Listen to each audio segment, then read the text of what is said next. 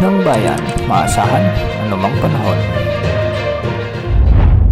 Magandang araw po sa ating lahat. Ngayon ay araw ng Martes, November 4, 2025 at narito na ang pinakauling update sa Bagyong Tino at sa magiging lagay ng ating panahon. Naglandfall na kagabi ang Bagyong Tino sa bahagi ng Leyte Province at ngayon ay nasa coastal waters na ng San Francisco, Cebu. Masungit na panahon ang inaasahan sa mga lugar na dadaanan ng bagyo. Taglay pa rin nito ang lakas ng hangin na umaabot sa 150 km per hour malapit sa gitna at pagbugsong umaabot sa 205 km per hour. Sa ngayon, kumikilos pa rin ito ng pakanluran sa bilis na 25 km per hour at meron pa rin itong diametro na maabot sa 300 km.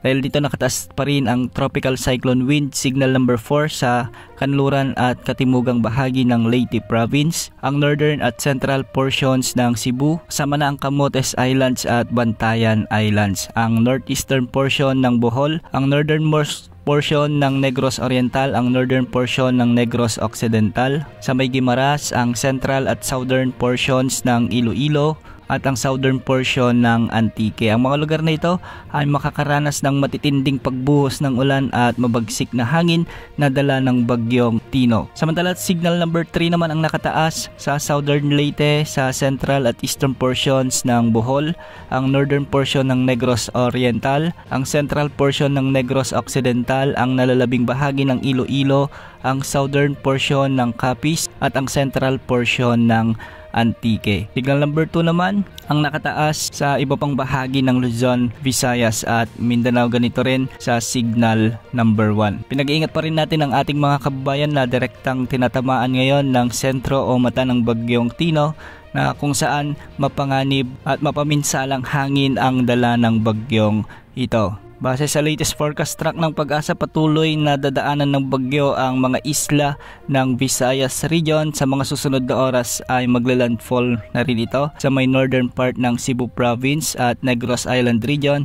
Dadaanan din ng sentro ng bagyo ang Panay Island at pagsapit naman ng madaling araw bukas, posibleng daanan na rin ng bagyo ang northern portion ng Palawan. Maraming lugar pa ngayon ang makakaranas ng mabagsik at masungit na panahon dulot ng Bagyong Tino, lalong-lalo na sa Palawan, Western Visayas, Negros Island region at ang Central Visayas. Kaya pinag-iingat pa rin natin ang ating mga kababayan sa banta ng mga pagbaha at pagguho ng lupa. Samantala, dulot pa rin ng Bagyong Tino, makakaranas pa rin ng mga pag-ulan at pagbugso ng hangin ang Eastern Visayas, Northern Mindanao, Albay, Sorsogon, Masbate at nalalabing bahagi ng Mimaropa.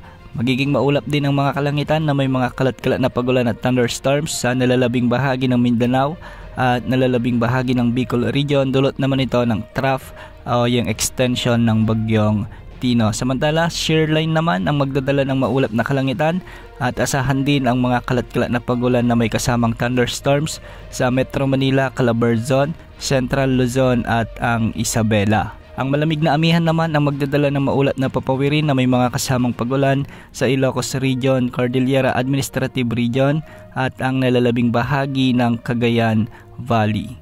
Patuloy pong mag-ingat sa mga kababayan natin na naaapektuhan pa rin ng Bagyong Tino. Yan muna ang latest sa lagi ng panahon. Ito po ang weather update ng bayan, maasahan anumang panahon.